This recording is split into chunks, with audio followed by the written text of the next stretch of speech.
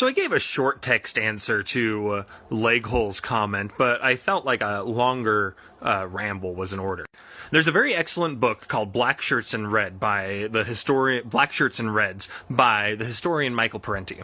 The first half of this book goes through and looks at the Nazi state and how it functioned. And the main point, and I believe this point is being made in 93, and it's only all the more apparent now. But his main point is that the state of fascism was engaged in rapid privatization of things and direct collusion with monopoly capital. And in other fascist states, such as Franco's Spain, we saw very much this.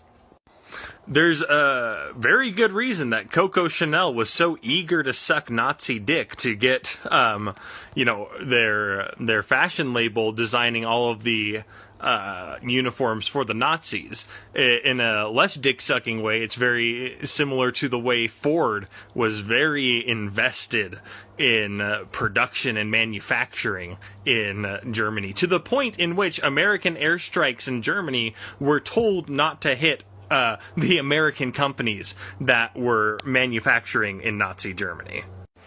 As I alluded to before, we can only see this sort of collusion between capital and the state grow since, people like to say Reagan, but it's really Nixon that I think we need to hand a lot of this down to.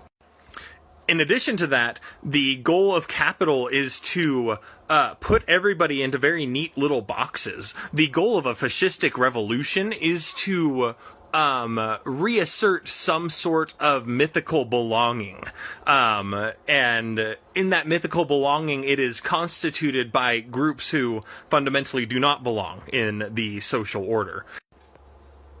And again, you only need to look as far as the current grooming shit about queer people or the way that immigrants are treated by fascists today to see that that part of their policy is still well and good.